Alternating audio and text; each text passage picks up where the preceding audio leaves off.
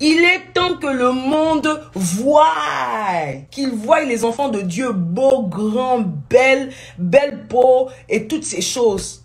Prenez soin de vous. Je ne parle pas de maquillage ou quoi. Non, je ne parle pas de ces choses. Je parle de prendre soin de tout. Ça, c'est une discipline.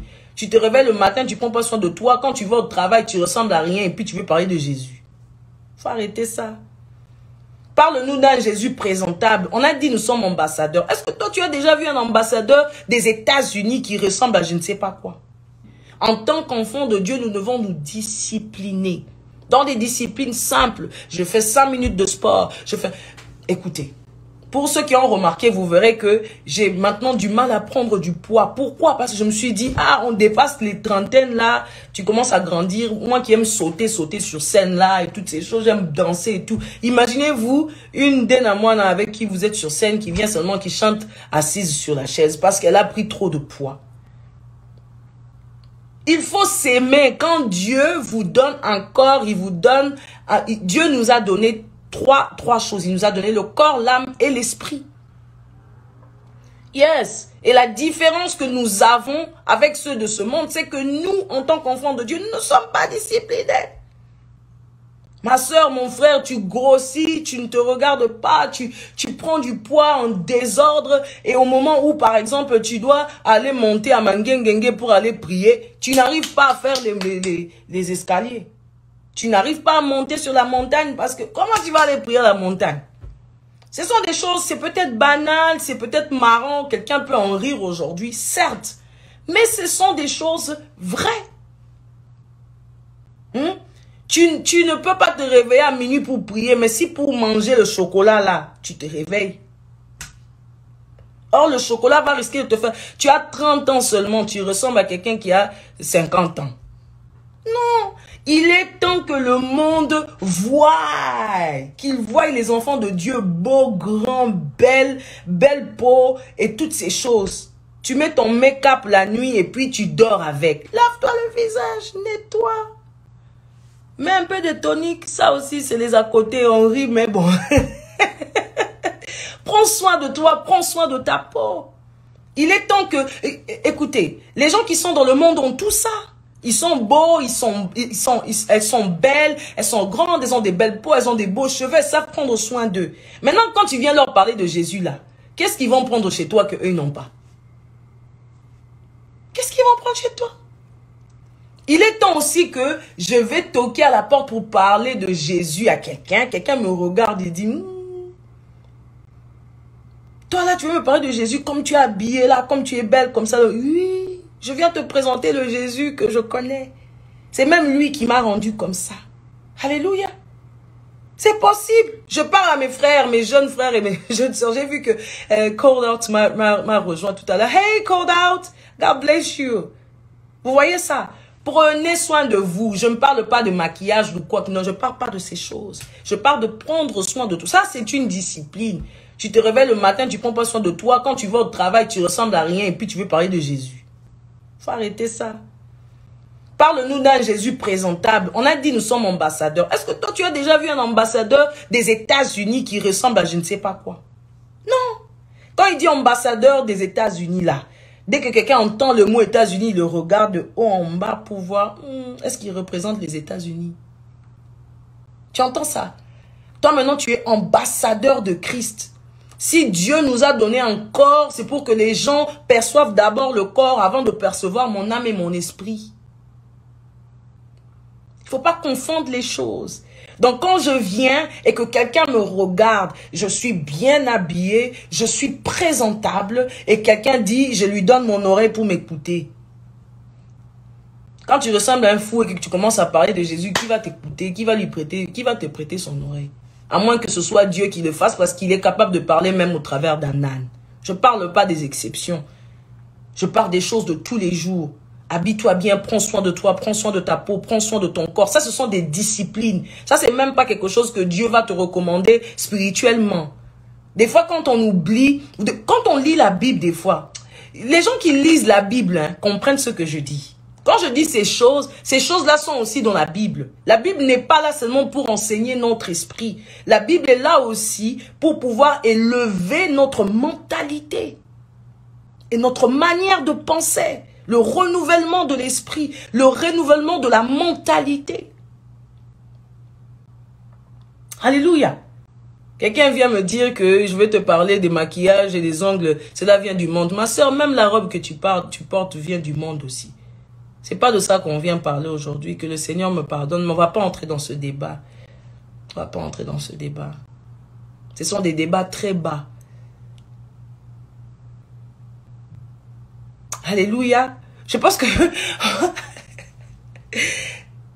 Vous voyez ça? Tu viens à l'église, tu es présentable. Il y a des gens qui vont à l'église aujourd'hui, surtout pour ceux qui sont à l'Occident, par exemple. Tu vas à l'église, tu portes ton jean déchiré avec un t-shirt fatigué. Dites-moi, si on vous avait dit que vous alliez rencontrer le président de la République, alliez-vous vous habiller de cette manière-là? Non. Si je m'habille bien quand je vais à l'église, c'est parce que je sais qui je vais rencontrer. Je ne m'habille pas parce que les gens vont nous regarder. Je ne m'habille pas pour que les gens remarquent seulement ce que je suis. Non, je m'habille parce que je suis représentant du royaume de Dieu. Attendez, quand on vous dit, même rentrons dans la Bible, quand on vous dit que la femme à la perte de sang a touché le pan de Jésus, est-ce que vous savez qui avait le droit de porter des habits avec des pans? C'était des gens qui étaient élevés, c'était des gens qui avaient la capacité, des gens qu'on pouvait reconnaître. Quand on décrit même Jésus, là, on dit qu'il est habillé en fin lin. Est-ce que nous connaissons le prix du fin lin? Dieu tient compte aussi de ces détails, c'est important. Je ne dis pas de porter des marques et de toutes ces choses. Non, je ne parle pas de ça. Sois propre, sois bien mis parce que tu es un enfant de Dieu. Prends soin de toi, prends soin de toi. Prends soin de toi. Ça, c'est la discipline. Prends soin de toi pour que quelqu'un qui n'a pas envie de connaître Dieu, quand il te voit, il te demande qu'est-ce qui se passe. Écoutez, je vais vous dire un secret. Moi, avant que je n'entre profondément dans le Seigneur, je n'étais pas comme je suis aujourd'hui. Aujourd'hui, quand je me regarde, je suis belle, mes frères s'étonnent. Ma soeur m'a même fait un commentaire me disant, « Ah, Yadena, tout a changé, ta forme a changé, ta peau a changé, c'est seulement Dieu. » J'ai dit, c'est Dieu. Il me dit, je crois aujourd'hui que le Saint-Esprit est capable de toucher quelqu'un même de manière physique. Je le crois. Je le crois. D'avoir l'impact. Je suis allée une fois pour faire mes cheveux et là je suis entrée, j'ai trouvé une coiffeuse que je connaissais, elle avait des soucis de peau et toutes ces choses et tu pouvais ressentir qu'il y avait un esprit, qu'il y avait quelque chose de fort qui la retenait, qui permettait pas à ce que sa beauté soit exprimée de manière physique. Et là, j'ai prié pour elle. Après la prière, tu pouvais voir l'éclat sur son visage. Le Saint-Esprit rend beau. Oh, le Saint-Esprit rend belle. Je ne parle pas du maquillage. Le Saint-Esprit rajeunit les gens. Alléluia. Donc, il ne faut pas nous dire que tu es dans le Seigneur et puis tu ressembles à je ne sais pas quoi. Représentons le royaume. Écoutez, nous avons le royaume le plus élevé. On ne parle pas du royaume d'Angleterre. On ne parle pas de royaume de je ne sais pas quoi. On parle du royaume des cieux. La représentation de la perfection. Hey! La représentation de la perfection. Quand quelqu'un me regarde, il a envie de devenir ce que je suis. Écoutez-moi, mon témoignage aujourd'hui, quand quelqu'un veut me parler, il me dit et tout. Pour les gens qui me connaissent sans maquillage, la peau est... Parce que tu prends soin de toi, même avant de... Partageons les secrets aujourd'hui. Partageons les secrets aujourd'hui. Partageons les secrets. Même quand tu prends soin de ta peau, tu pries, tu dis Saint-Esprit, ta grâce. Je prends soin de tes cheveux, tu masses et puis tu parles. J'ai vu plusieurs témoignages des gens qui disent par exemple que quand je masse mes cheveux, ça poussait difficilement, mais je déclare, je parle à mes cheveux et toutes ces choses. Écoutez, nous avons une puissance que les gens ne savent pas reconnaître. D'abord que nous-mêmes ne savons pas reconnaître. Nous-mêmes, on ne sait pas reconnaître cette puissance. Le Saint-Esprit est capable de tellement des choses. Mais nous le prenons à la légère. Donc pour l'année 2022, là, commence à prendre Dieu au sérieux d'abord. Dans ta manière de t'habiller, exerce-toi un peu, perds le ventre là, ou quand tu dois porter un habit, c'est compliqué dessus. On rigole juste un tout petit peu. Ça fait pas du mal à quelqu'un. Alléluia. Que le Seigneur nous bénisse. On a fait beaucoup de temps en live. On a fait beaucoup de temps en live aujourd'hui. On fera des lives comme ça, fun, des lives de surprise, des lives... change. En 2022, change. Donc, je disais au début, si tu n'as pas retenu tout ce que j'ai dit à la fin, là, commence par l'année 2020. Commence par janvier, pardon. Commence par janvier. Déclare que c'est la porte d'entrée de toutes tes bénédictions. Pas seulement bénédictions financières, physiques. Je ne parle pas de toutes ces bénédictions-là. Même la bénédiction de santé. La santé aussi, c'est une bénédiction. Alléluia. Commençons par toutes ces choses. Je vous aime énormément. Quelqu'un a dit, mes cheveux, Seigneur, aide-moi. Ma soeur, masse tes cheveux, déclare des paroles pendant que tu masses. Tu dis, Seigneur, tu m'as donné ces cheveux comme une couronne. Masse, déclare dessus. Dieu va t'entendre. On pense qu'on ne peut pas utiliser Dieu dans les choses simples. C'est ça le mal avec les enfants de Dieu. Nous ne sommes pas... J'ai envie de dire quoi? Nous ne sommes pas... nous ne sommes pas éduqués dans ces choses. Alléluia. Nous ne sommes pas éduqués dans les choses de Dieu. Dieu est à la fois complexe, mais il est aussi à la fois très simple. Masse tes cheveux avec de l'huile, déclare. Achète le savon noir de Denamwana. Lave-toi le visage avec, tu déclares. Les boutons vont sécher. C'était juste pour rire. Mais oui, tu peux quand même acheter. Tu peux commander ça. En Côte d'Ivoire, il y en a.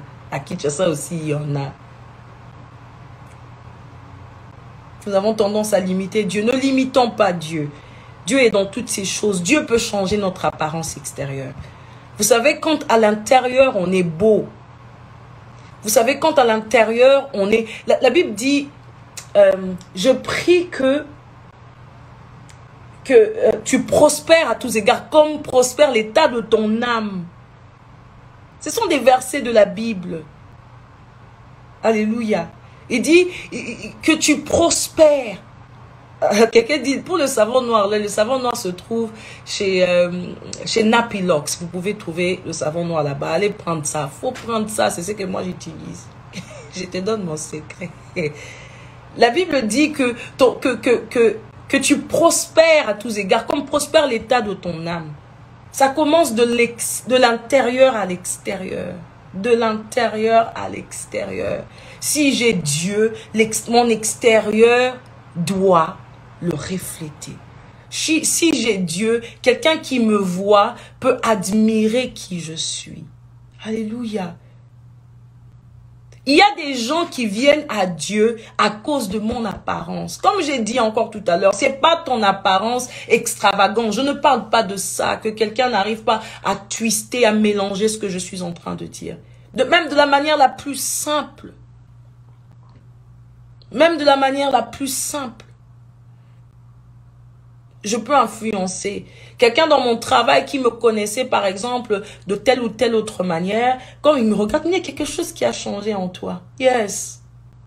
C'est Dieu de l'intérieur qui se manifeste à l'extérieur. Alléluia.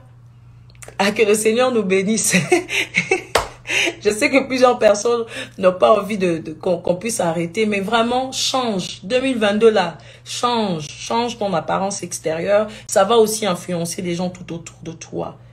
Deviens beau, deviens belle, pas avec maquillage. Je tiens encore une fois de plus à le déclarer. C'est pas le maquillage. Je suis pas venue ici pour parler du maquillage. C'est pas ça qui est important. Change ton apparence dans le Seigneur. Laisse le Seigneur que tu connais de l'intérieur là se manifester à l'extérieur.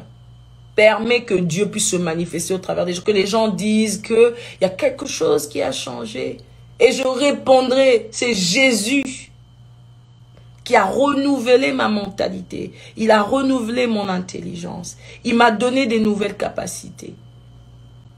Alléluia. Alléluia. Que le Seigneur nous bénisse. Alléluia. Yes, quelqu'un dit le savon lave, mais le sang de Jésus illumine. C'est dit, moi j'utilise mon savon et quand je lave mon visage et puis je déclare, et puis le sang de Jésus qui est à l'intérieur commence à se refléter à l'extérieur. C'est l'année l'année de la manifestation des enfants de Dieu. Et cette manifestation se fera de plusieurs manières. Alléluia. Alléluia.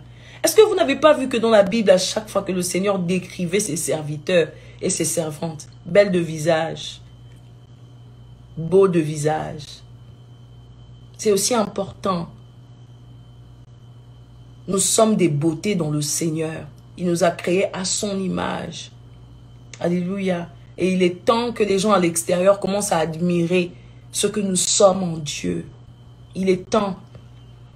Il y a des gens qui viendront au Seigneur, pas parce que je leur dirai que Jésus est bon. Il y a des gens qui viendront au Seigneur après qu'ils aient dit, mais ton caractère est différent.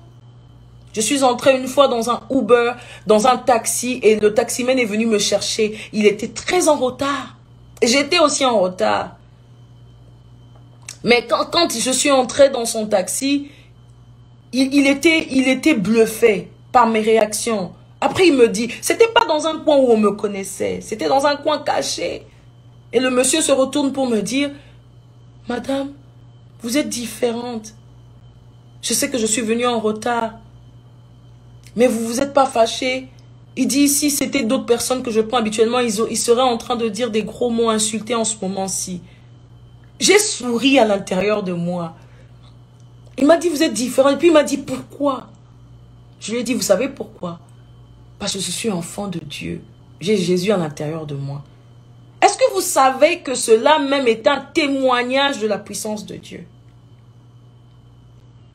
Imaginez-vous, après cette discussion, ça pourrait peut-être amener cette personne à réfléchir, c'est quoi un enfant de Dieu?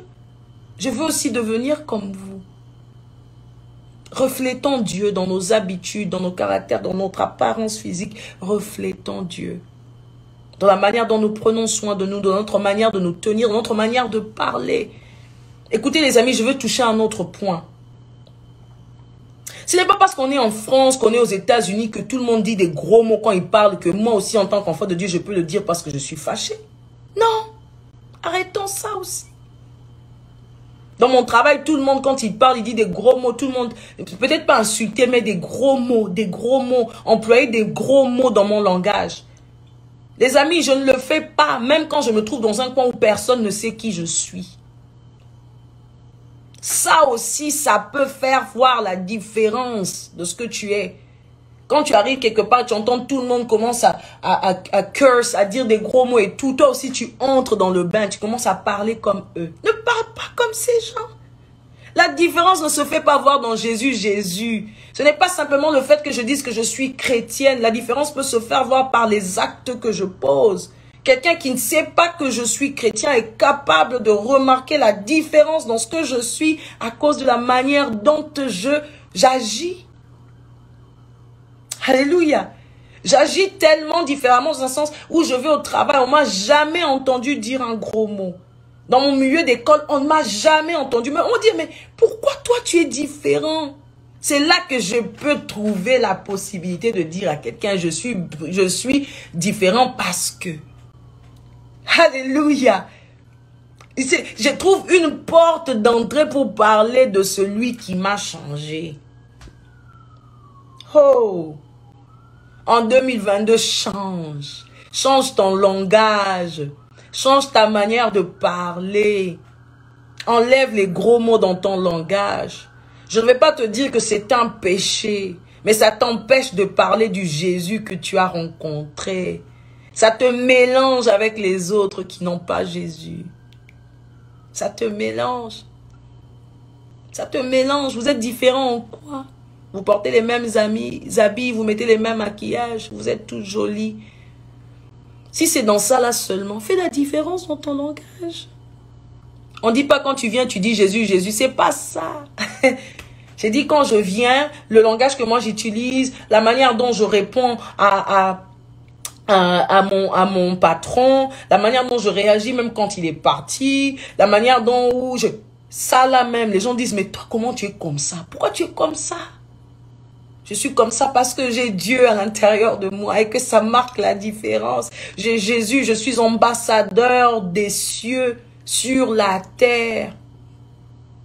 Alléluia. Je suis ambassadeur On doit le voir. Un ambassadeur, on le voit. Si ce n'est pas par son habillement, on le voit par sa manière de se tenir. On le voit par sa manière de parler. On le voit par sa manière le charisme qu'il apporte. Le langage ici, je le tiens parce que en tant qu'enfant de Dieu, on a besoin de se rééduquer. Yeah. Yes, on a besoin d'être équilibré comme quelqu'un le dit. Si tu parles pas français, même si tu parles lingala, que l'on sente la différence dans ma manière dont je classe les phrases. Alléluia.